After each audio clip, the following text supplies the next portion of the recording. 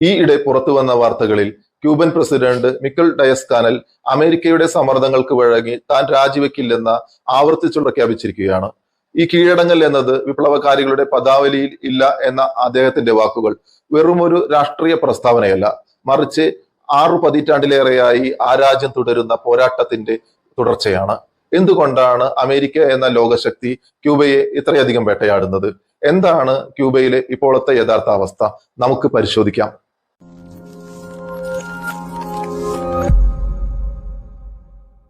Cuba അതിജീവനത്തിന്റെയും വിപ്ലവത്തിന്റെയും പോരാട്ട ചരിത്രം. ഇന്ന് നമ്മൾ ചർച്ച ചെയ്യുന്നത് കരീബിയൻ കടലിലെ ചെറിയ ദ്വീപ് രാഷ്ട്രമായ ക്യൂബയെ കുറിച്ചാണ്. അമേരിക്കയുടെ ഫ്ലോറിഡ തീരത്ത് നിന്ന് വെറും 90 മൈൽ, ഏകദേശം 145 കിലോമീറ്റർ മാത്രം ദൂരെയുള്ള ഒരു ചെറിയ ദ്വീപ് രാഷ്ട്രമാണ് ക്യൂബ. ക്യൂബയുടെ ചരിത്രം പറയാതെ നമുക്ക് ഇന്നത്തെ അവസ്ഥ മനസ്സിലാക്കാൻ കഴിയില്ല. 1950കളിൽ അമേരിക്കൻ പിന്തുണയുള്ള ജൻസയോ ബാത്തിസ്ത എന്ന ഏകാധിപതിയുടെ കീഴിലായിരുന്നു ക്യൂബ. അഴിമതിയും ദാരിദ്ര്യവും നിറഞ്ഞ ആ കാലഘട്ടത്തിലാണ് ഫിദൽ കാസ്ട്രോയുടെയും ചെഗുവേരയുടെയും നേതൃത്വത്തിൽ ജൂലൈ 26 പ്രസ്ഥാനം വിപ്ലവം ആരംഭിക്കുന്നത്. ഒരു വശത്ത് ആഡംബരം നടക്കുമ്പോൾ മറുവശത്ത് ക്യൂബൻ ജനത കൊടിയ ദാരിദ്ര്യത്തിലും നിരക്ഷരതയിലും മുങ്ങിപ്പോയി. ഈ അനീതിയോട് പ്രതികരിക്കാനാണ് ഫിദൽ കാസ്ട്രോ തീരുമാനിച്ചത്. വിപ്ലവ ചരിത്രത്തിലെ ഏറ്റവും പ്രധാനപ്പെട്ട ഒന്നാണ് 1953 ജൂലൈ 26 ആക്രമണം. അന്ന് ഫിദൽ കാസ്ട്രോയുടെ നേതൃത്വത്തിൽ ഒരു കൂട്ടം യുവാക്കൾ സാന്റിയാഗോയിൽ മൊണ്ടാഗോ പട്ടാള ബാരക്കുകൾ ആക്രമിച്ചു. വിപ്ലവം പരാജയപ്പെട്ടു. കാസ്ട്രോ ഉൾപ്പെടെയുള്ളവർ ജയിലിലായി. ചരിത്രം എന്നെ കുറ്റവിമുക്തനാക്കും. കോടതിയിൽ സ്വയം വാദിച്ച് കാസ്ട്രോ നടത്തിയ പ്രസംഗം വിപ്ലവത്തിന്റെ മാനിഫെസ്റ്റോ ആയി മാറി. ജയിൽ മോചിതനായ ശേഷം മെക്സിക്കോയിലേക്ക് പോയ കാസ്ട്രോ മൊൺകാഡോ ആക്രമണത്തിന്റെ ഓർമ്മയ്ക്കായി തങ്ങളുടെ വിപ്ലവ ഗ്രൂപ്പിന് ജൂലൈ 26 പ്രസ്ഥാനം എന്ന് പേരിട്ടു. മെക്സിക്കോയിൽ വെച്ചാണ് കാസ്ട്രോ അർജന്റീനക്കാരായ ചെഗുവേരയെ കണ്ടുമുട്ടുന്നത്. 1956 ഗ്രാൻമ എന്ന ചെറിയ ബോട്ടിൽ 82 വിപ്ലവകാരികൾ ക്യൂബൻ തീരത്തിറങ്ങി. എന്നാൽ ബാറ്റിസ്റ്റയുടെ സൈന്യം അവരെ നേരിട്ടു. കേവലം 12 മുതൽ 15 പേർ മാത്രമാണ് അതിൽ രക്ഷപ്പെട്ടത്. രക്ഷപ്പെട്ടവർ സെറ മസ്ട്ര മലനിരകളിൽ ഒളിച്ചു താമസിച്ചു. അവിടെ നിന്നാണ് അവർ ഗറില്ല യുദ്ധം ആസൂത്രണം ചെയ്തത്. ചെഗുവേര തന്റെ വൈദ്യശാസ്ത്രപരമായ അറിവും യുദ്ധതന്ത്രങ്ങളും ഒരുപോലെ ഉപയോഗിച്ചു. സാധാരണക്കായ കർഷകരെ വിപ്ലവത്തിന്റെ ഭാഗമാക്കാൻ കാസ്ട്രോയ്ക്കും ചേക്കും കഴിഞ്ഞു. 1958 അവസാനത്തോടെ വിപ്ലവകാരികൾ ഓരോ നഗരങ്ങളായി പിടിച്ചടക്കി. സാന്താക്ലാര യുദ്ധം. ചെഗുവേരയുടെ നേതൃത്വത്തിൽ നടന്ന സാന്താക്ലാര യുദ്ധം ബാറ്റിസ്റ്റയുടെ പതനം ഉറപ്പാക്കി. ഇന്ധനവും ആയുധങ്ങളുമായി വന്ന പട്ടാളത്തെ ചെഗുവേരയും സംഘവും അട്ടിമറിച്ചു. 1959 ജനുവരി 1 ബാറ്റിസ്റ്റ രാജ്യം വിട്ടു ഓടി. ലാറ്റിൻ അമേരിക്കയിലെ ആദ്യത്തെ സോഷ്യലിസ്റ്റ് രാജ്യം നിലവിൽ വന്നു. അധികാരമേറ്റമുടൻ അവർ ചെയ്ത കാര്യങ്ങൾ ലോകത്തെ അത്ഭുതപ്പെടുത്തി. ഭൂപരിഷ്കരണം. വിദേശ കമ്പനികളുടെ കയ്യിലിരുന്ന ഭൂമി പിടിച്ചെടുത്ത് ദരിദ്ര കർഷകർക്ക് നൽകി. 1959 ക്യൂബൻ വിപ്ലവം വെറുമൊരു ഭരണമാറ്റമായിരുന്നില്ല, മറിച്ച് ആ രാജ്യത്തിന്റെ അടിത്തറ മാറ്റിയ ഒരു സാമൂഹിക മുന്നേറ്റമായിരുന്നു. ഫിദൽ കാസ്ട്രോയുടെ നേതൃത്വത്തിലുള്ള സോഷ്യലിസ്റ്റ് സർക്കാർ അധികാരമേറ്റപ്പോൾ ഏറ്റവും മുൻഗണന നൽകിയത് വിദ്യാഭ്യാസത്തിനും ആരോഗ്യത്തിനുമായിരുന്നു. ഈ 2 മേഖലകളെയും ലാഭത്തിനുള്ള ഉപാധികളായല്ല, മറിച്ച് ഓരോ പൗരന്റെയും ഭൗതിക അവകാശമായാണ് ക്യൂബ കണ്ടത്. 1961 വിദ്യാഭ്യാസ വർഷമായി പ്രഖ്യാപിച്ചുകൊണ്ട് 10,000-കണക്കിന് യുവാക്കളെ ഗ്രാമങ്ങളിലേക്ക് അയച്ചു. വെറും ഒരു വർഷം കൊണ്ട് ക്യൂബയിലെ സാക്ഷരതാ നിരക്ക് 96% മുകളിലെത്തി. പ്രൈമറി തലം മുതൽ PhD വരെ ക്യൂബയിൽ വിദ്യാഭ്യാസം പൂർണ്ണമായി സൗജന്യമാണ്. യൂണിഫോമും പുസ്തകങ്ങളും ഭക്ഷണവും സർക്കാർ ഉറപ്പുവെക്കുന്നു. കൃഷി, സാങ്കേതിക വിദ്യാശാസ്ത്രം എന്നിവയ്ക്ക് പ്രാധാന്യം നൽകുന്നു.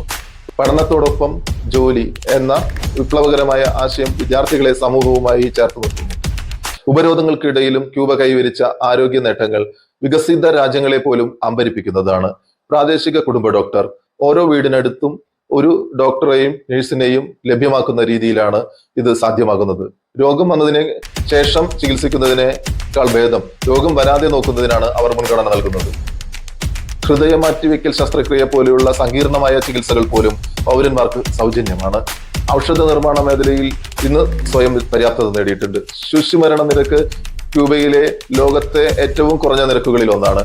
അമേരിക്കയെക്കാളും കുറവാണ് എന്നത് ശ്രദ്ധേയമാണ്.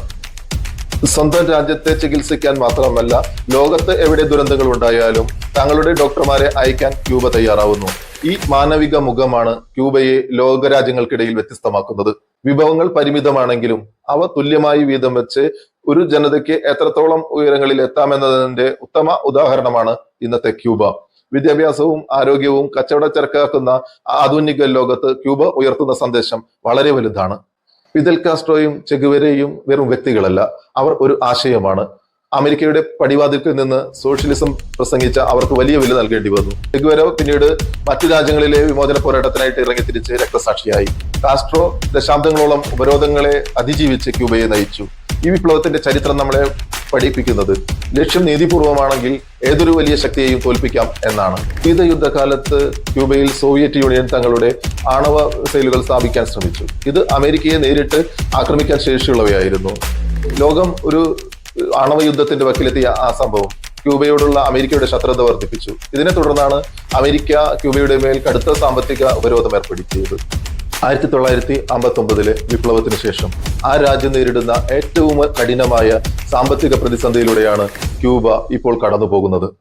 കേവലം ഒരു സാമ്പത്തിക മാന്ദ്യം എന്നതിലുപരി ജനങ്ങളുടെ ദൈനംദിന ജീവിതത്തെ ബാധിക്കുന്ന വലിയൊരു മാനുഷിക പ്രതിസന്ധിയായി ഇത് മാറിയിരിക്കുന്നു. ക്യൂബയിലെ ജീവിതം ഇന്ന് ഇരുട്ടിലാണ്.